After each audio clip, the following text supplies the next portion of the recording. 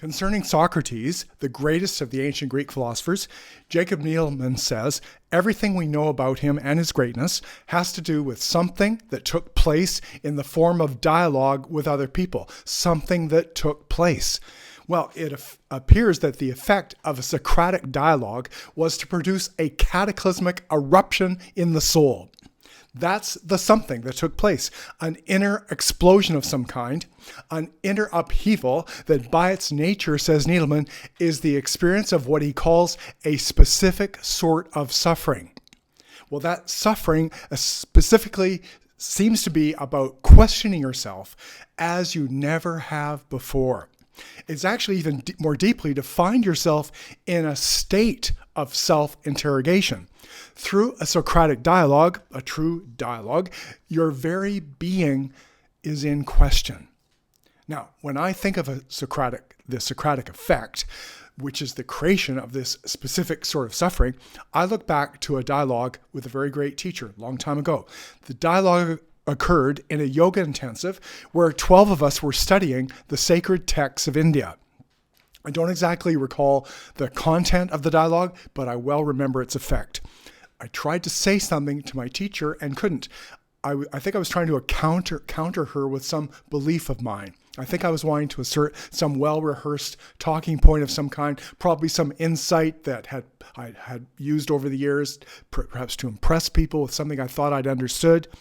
But suddenly, in the midst of this interaction with her, my conviction was gone, and I sat there, stunned into silence. I was completely dazed and just confused. And interestingly, the teacher responded, "Very good, Al, very good." Wasn't expecting that. And while she said that, her eyes were laughing. They were sparkling and laughing. Her response, amazingly, wasn't, "I gotcha." It wasn't like that at all. She wasn't gleeful or triumphant. I didn't feel at all that she was out to get me or had it over me. I felt rather that she was delighting in me. I felt actually deeply loved. It was quite astonishing. I felt then that she was hearing unknown depths at the heart of me. Through our dialogue, she had not been listening to my surface self and that part of me that liked to argue about this or that, but she was listening to something deeper in me, a deeper unknown self. And suddenly that surface self just vanished and I couldn't talk. I had been, in a sense, stripped bare and had become, on the spot, utterly vulnerable and open. It was an experience of two things at once, of feeling disconcerted and yet at the same time freed or liberated. I felt disturbed and yet emancipated at one and the same time. And it's sort of been my measure ever since as to the measuring the quality of a good conversation. And that is that the fruit of a great dialogue is to begin to share with another on this level of a specific sort of suffering.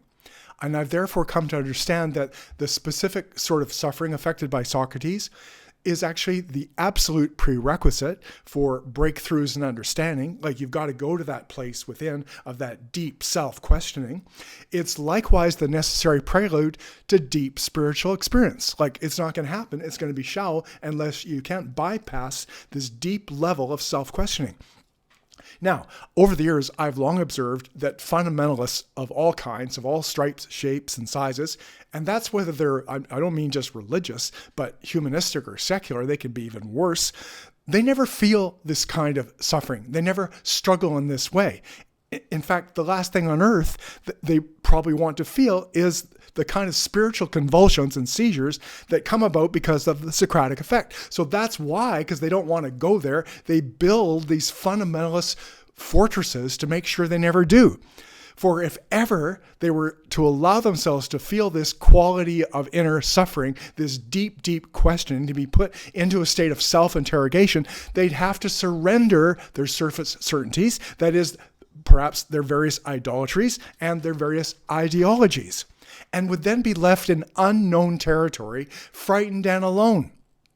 Now, Needleman cites the case of Alcibiades, a student of Socrates, perhaps he suggests his best. When involved in a dialogue with Socrates, Alcibiades testifies, it's so powerful. Whenever I listen to him, that is, whenever I listen to this philosopher, my heart beats faster than if I were in a religious frenzy, and tears run down my face, and I observe that numbers of other people have the same experience. Nothing close to this, says Alcibiades, happens anywhere else. As he exclaims, nothing of this kind ever happened when I listened to Pericles and other good speakers. I recognized that they spoke well, but my soul was not thrown into confusion and dismay by the thought that my life is no better than a slave's. And yet, the experience was not all like of pain.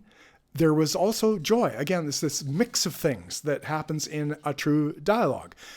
Alcibiades felt so inspired, even though he felt in a state of pain, he felt so inspired that he finds himself in a heart-quickening religious frenzy, tears running down his face. Well, Needleman explains that the impact of Socrates is to produce in a man, as I keep repeating, a specific sort of suffering. And what is that? It's to see oneself against a very high criterion of what a man should be.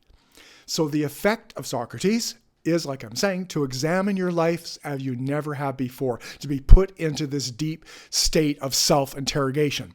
This was the artistry of Socrates, that through a great conversation, he could expose what was false and superficial in you. He was a master, says Jacob Needleman, of showing people that they did not understand what they thought they understood. He was, in other words, a master at taking away people's certainties. So it appears that Socrates wanted people to rely less on their surface certainties and to become aware instead of something else, something more, to enter hitherto unknown, unexplored inner depths like unknown territory. Therefore, the effect of Socratic inquiry was, according to Needleman, to deliver the human being, in a phrase, from the known to the unknown. And this has this liberating effect. Tears running down the face, but this specific sort of deep, painful questioning. Well, the result of a Socratic dialogue is that your surface certainties crumble, and there comes the liberating realization that I am more than what I've known myself to be. I am not that construction that I've been carrying around for all these years. There's more to me than being someone chock full of sugary, superficial certainties. I become aware that I'm not merely my arms and legs. Like, I'm not just merely this physical body of arms and legs. I'm not just a nose. I'm not just my opinions. I'm not just my words, not just my thoughts, not just my sensations. I'm not just my organs. I am rather something more, a human being of rich, varied, and multiple dimensions. So there's more to any of us than we have commonly supposed about ourselves. I am a mystery. You are a mystery. You are an unknown world. And thus, as long as there's only one level awareness, that is the limited awareness of the one-dimensional human being, the humanist or religious fundamentalist, there can be no vision and no understanding, because that eruption in the soul has not occurred. It's therefore only when we experience this certain kind of suffering, this specific suffering, this exceedingly deep self-questioning, that we can enter that other deeper unknown world and find this release, find this tremendous freedom. Only then do we become real. Only then do we become true. Only then do we become a friend or a partner worth having.